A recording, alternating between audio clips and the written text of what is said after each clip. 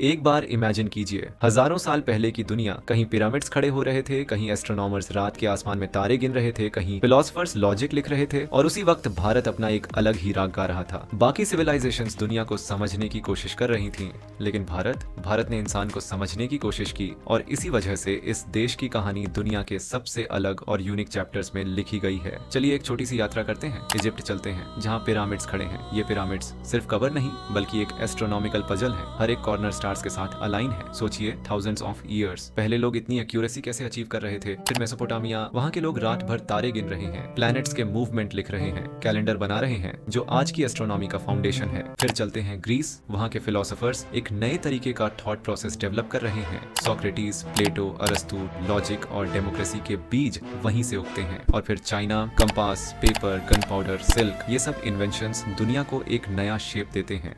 सभी सिविलाइजेशंस अपना अपना फोकस लेकर चल रहे थे, लेकिन अब चलिए भारत की तरफ। भारत की कहानी बिल्कुल अलग है। यहाँ के ऋषियों ने कहा, दुनिया को समझना जरूरी है, लेकिन दुनिया के पीछे जो शक्ति है, जो कॉन्शियसनेस है, उसे समझना और भी जरूरी है। ऋग्वेद के हिरण्यगर्भ सूक्त में एक गोल्डन वॉर्म का जिक्र है, जिससे पूरा ब्रह्मांड जन्मा। सोचिए, थाउजेंड्स ऑफ ईयर्स पहले एक कवि ने यूनिवर्स के जन्म को इतनी खूबसूरती से डिस्क्राइब किया, और बात सिर्फ फिलॉसफी तक सीमित नहीं रही। भारत का नॉलेज प्रैक्टिकल भी था।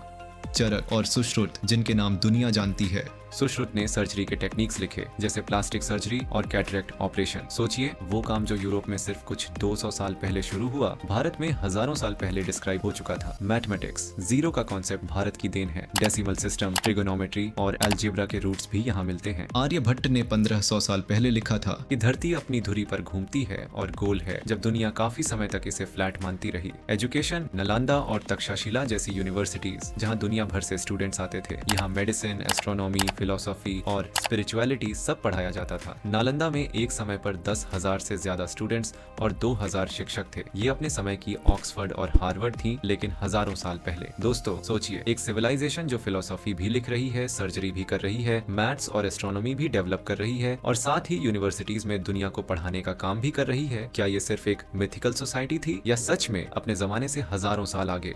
लेकिन सबसे अलग बात ये थी कि भारत सिर्फ आउटर वर्ल्ड पर नहीं रुका। यहाँ के लोग अंदर गए कॉन्शियसनेस तक। योग, जो आज दुनिया सिर्फ फिटनेस के लिए करती है, असल में एक इनर टेक्नोलॉजी है। ध्यान और प्राणायाम सिर्फ रिलैक्स करने के लिए नहीं, बल्कि इंसान को अपने हाईएस्ट पोटेंशियल तक ले जाने का एक टूल था। उपनिषद कहते हैं, अहम ब्रह्मास्मि, मैं ही ब्रह्म हूँ। मतलब जो शक्ति ब्रह्मांड में है, वही मेरे अंदर भी है। दोस्तों सोचिए, जब दुनिया के बाकी लोग सर्वाइवल और टेक्नोलॉजी के बेसिक स्टेजेस में थे, भारत के लोग इंसान और यूनिवर्स के कनेक्शन को समझ रहे थे। क्या ये इमेजिनेशन थी, या फिर एक ऐसी साइंस जिसे हमने खो दिया? जब हम सिविलाइजेशंस को कंपेयर करते हैं, तो एक चीज क्लियर हो जाती है। इजिप्ट ने पिरामिड्स बनाए, मेसोपोटामिया ने स्टार्स को समझा, ग्रीस ने फिलोसफी दी, चाइना ने इन्वेंशंस दिए, और भारत ने इंसान के अंदर झांककर कॉन्शियसनेस और स्पिरिचुअलिटी का ज्ञान दिया। इसी वजह से भारत को विश्व गुरु कहा गया। ये नॉलेज कहानियां थी या सच, ये मिस्ट्री शायद कभी सॉल्व ना हो, लेकिन एक बात क्लियर है, ये कहानियां इमेजिनेशन के साथ साथ एक ऐसी सोच भी थी जो अपने समय से हजारों साल आगे थी। और शायद इसी वजह से भारत की पुरानी ज्ञान परंपरा आज भी हमें कंफ्यूज करती है कि क्या ये माइथोलॉजी थी या लॉस्ट साइंस।